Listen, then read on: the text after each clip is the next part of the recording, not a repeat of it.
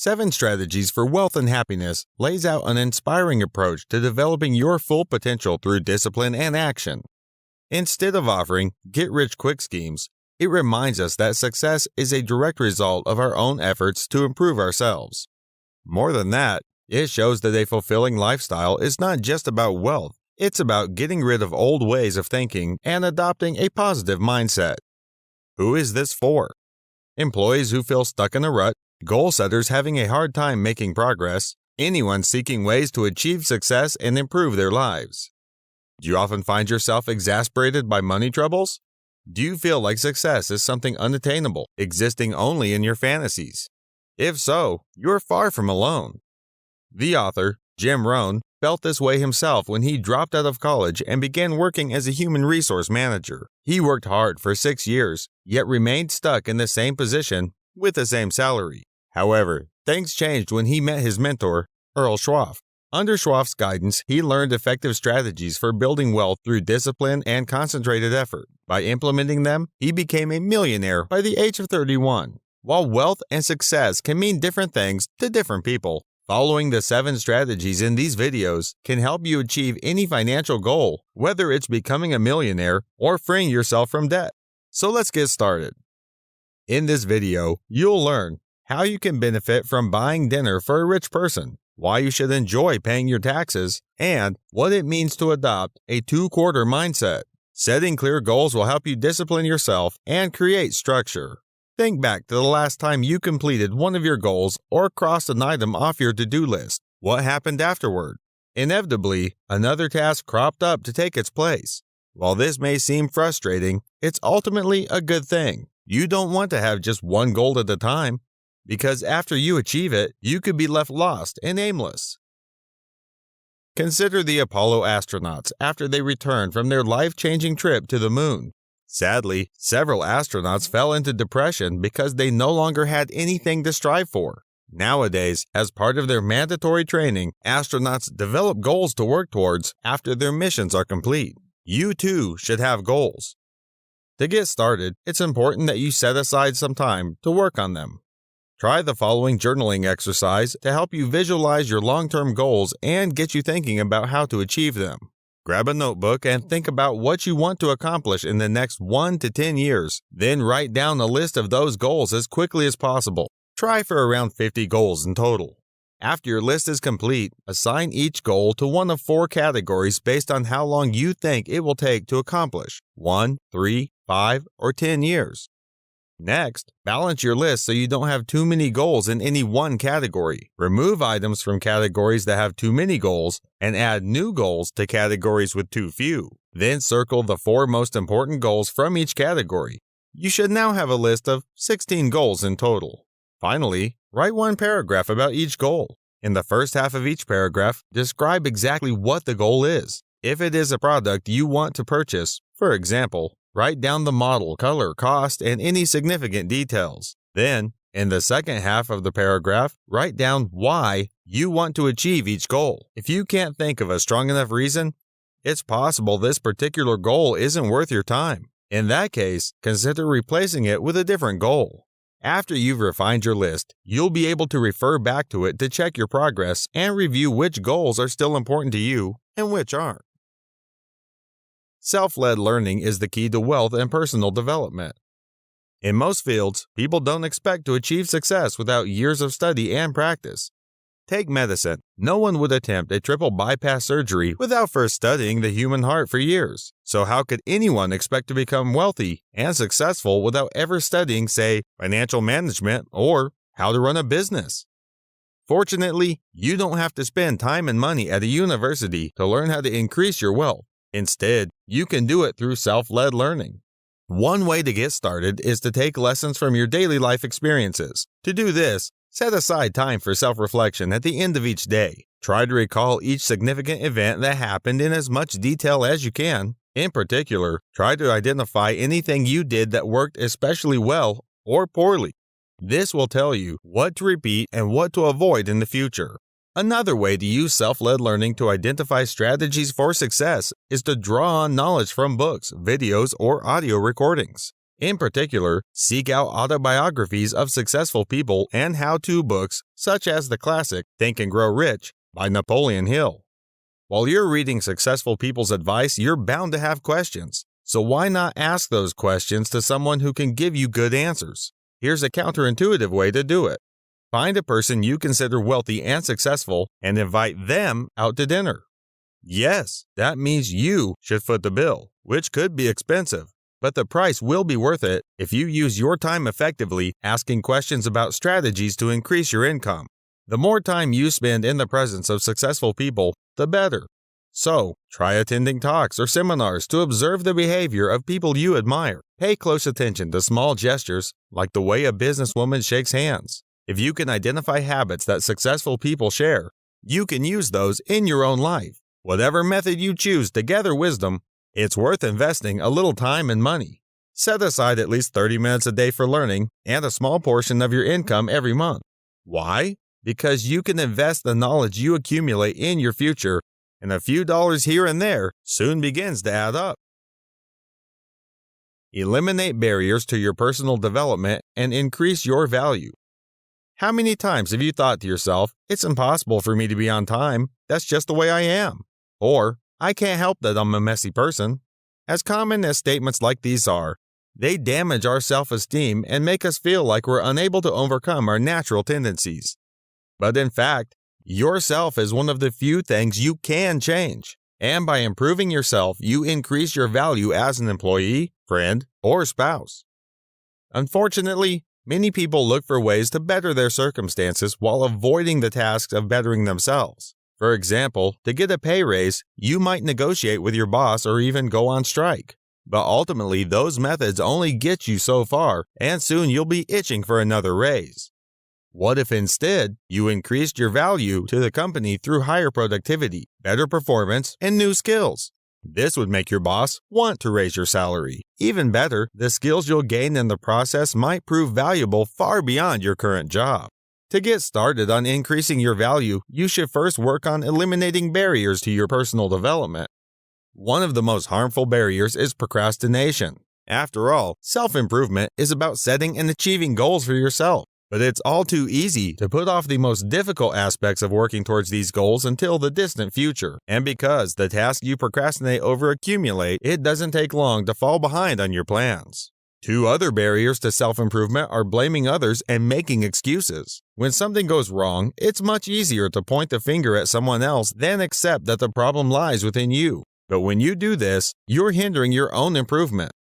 After all, if failures you experience aren't really your fault, you have no reason to take responsibility and ensure they don't happen again. As you work on improving yourself, remember that it's often best to do it one little step at a time. Let's say you want to start being more punctual. For instance, try setting your alarm a few minutes earlier each day. Before you know it, you'll have time for a leisurely breakfast in the morning without needing to rush out the door. Try taking on these small challenges in any area you want to improve. Your success will encourage you to strive even harder and to clear even greater hurdles.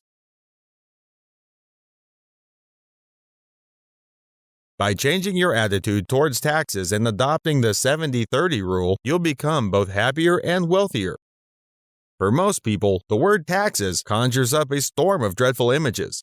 Endless forms, calculation of expenses and deductions, and parts of your income being whisked away. Worse, taxes often feel like an injustice. You may find yourself thinking, why shouldn't I be able to keep all my hard-earned money? At the beginning of his career, the author asked himself this question too. However, his mentor, Earl Schraff, urged him to become a happy taxpayer. Why? Because he argued, your attitude towards money is just as important as how you spend it. A more positive outlook can help you feel less frustrated and more in control of your finances, so you won't feel the need to curse the government for stealing your money. To get into this mindset, think of paying taxes as a way of contributing to society and helping the government improve life for everyone. In exchange for some of your income, you're given safety, freedom, and opportunity. Ready to take this shift in attitude one step further? Try looking at the bright side of all your expenditures. For example, whenever you have to buy something, you're putting your money into circulation and contributing to the economy. And whenever you pay your bills, you're reducing your debts and liabilities. Once you feel better about paying your taxes, it's time to turn to your net income. Here's how you should adopt the 70-30 rule. The concept is simple. You can spend 70% of your monthly income on needs and wants like rent, food, and entertainment, but before you spend any of that money, divide the other 30% as follows. First, donate 10% of your income to charity, to give back to your community and help those in need. Then put another 10% into savings so you can accumulate wealth over the years. Finally, invest the last 10% into creating wealth. There are traditional ways of doing this, such as investing in property, but there are also non-traditional approaches, such as monetizing one of your hobbies.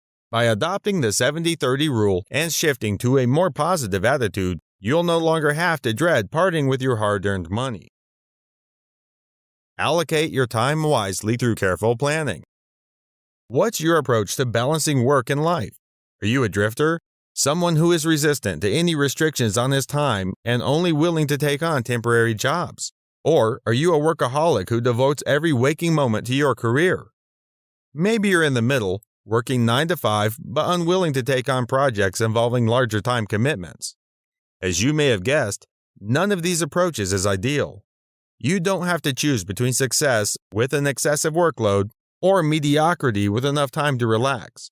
In reality, you need to make time for every aspect of your life, working hard, spending time with family, and even doing nothing. When you dedicate too much time to one of these areas, your lifestyle becomes lopsided, which is unstable in the long run. Take a salesman who decides to start his own business. He gets his idea off the ground, but before long, he realizes that he spends much more time at the office as a CEO than he ever did as an employee. He arrives at work earlier and leaves later than even the janitors. Soon, he decides that running his own company isn't worth it and goes back to a regular job. So how do you ensure that your time remains in balance and is used efficiently? Getting and staying organized is key. Start by creating a project book or a binder with tabs inside. This handy tool will allow you to store important information all in one place, so you're not wasting hours looking for the document you need. You can use your project book in whatever way suits you best. If you work with people, for example, you can create a tab for each person and note information about their performance, strengths and weaknesses, or family history. Then you can refer to it whenever you need, like during performance reviews. Another essential time management strategy is planning each day before it happens. How will you ensure that your time is balanced and you're on track to meet your deadlines if you have no master plan to refer to? This is why you need a calendar with lots of space to write out your schedule for each day of the week. Be sure to make room for some do-nothing time each day. It takes considerable discipline to get organized and stick to a schedule every day, especially if you're used to a more nonchalant time management style. But if you put in the effort, you'll find that you don't need to sacrifice any aspect of your life in favor of another.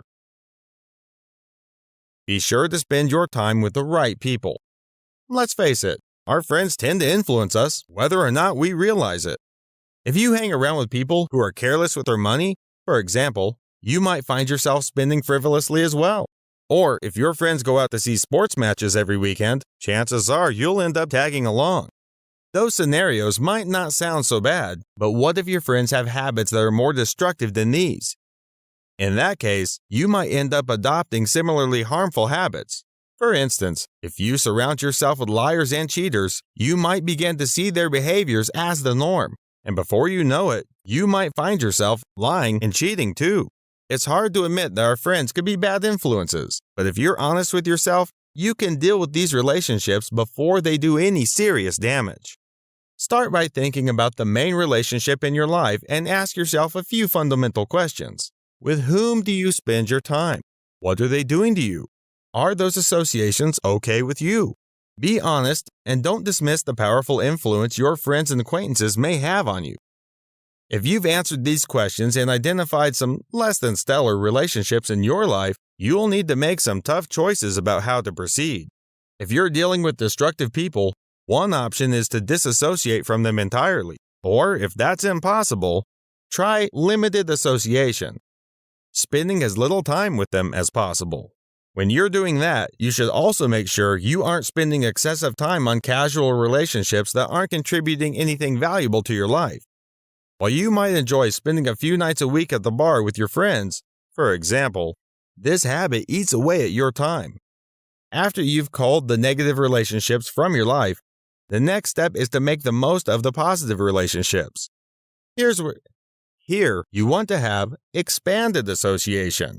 That means spending more time with the people who are disciplined and determined to succeed. Anyone whose mindset will affect you positively. The best way to broaden your circle is to get involved in your community. Join a committee, for example, and you may find yourself invited to play tennis with some influential people in your city. Learn how to be satisfied regardless of the size of your bank account. We often hear stories of ultra-rich celebrities and business people who are deeply unhappy despite their wealth. How is that possible? When they've reached the peak of success? Unfortunately, although these people have amassed huge fortunes, they likely never learned how to be satisfied with what they have. While many people already agree with the adage that money can't buy happiness, they still assume that more money will make them more confident, charismatic, and generous. But in reality, money can change neither your character nor your satisfaction with life. If you're unhappy and insecure now, chances are those qualities won't just disappear if you become wealthy. For instance, imagine someone who tends to drink too much at social gatherings. What would happen if that person's wealth increased? He wouldn't just stop drinking. Likely, the extra money would just let him buy limitless amounts of alcohol, worsening his habit. Fortunately, there's a bright side to this theory. If you develop a fulfilling lifestyle now, it will stay with you regardless of the size of your bank account. And a powerful way to increase your fulfillment is by shifting to a two-quarter mentality. To illustrate this way of thinking, the author's mentor once told him to imagine getting his shoes shined. The person giving the shine has done an excellent job, and now you must decide what to tip him. 1/4 or 2? Which one will make you feel better in the long run? If you tip 1/4, you'll save money, but you'll probably end up feeling like a bit of a Scrooge afterward. By being generous and tipping 2/4, however, you'll feel prosperous and confident. A man who attended one of the author's seminars was inspired by the idea of opting for generosity over stinginess. In the past, whenever his daughters begged him for money to buy concert tickets, he would either say no or give in very reluctantly. He was stuck in the 1/4 mindset. However, after the seminar, he decided to surprise his daughters with tickets to see their favorite group. This generous 2/4 decision ended up benefiting both the girls and their father, who was rewarded by seeing his children's joy and excitement. So, adopt a 2/4 mindset and you can feel rich without necessarily being rich. And if you decide to start being more generous now, just think of all the good you'll be able to achieve once you're wealthier and more successful. The key message in this video: wealth and happiness don't materialize out of nowhere. Obtaining them requires careful discipline and planning. However, once you've put in the effort required to start achieving your goals, you'll reap the rewards for the rest of your life. Actionable advice: create a game plan. To make effective use of your time and move your goals forward each week, create a game plan in advance. First, find a sheet of graph paper. Create vertical columns with the days your plan is going to cover, then make a heading on the left called Activities. List everything you need to accomplish during those days. For each task, determine the deadline and plot it on the sheet. Then calculate how many days it will take you to accomplish and block those days out. Your game plan will then be ready for action, and your path to success will just be a matter of sticking to it.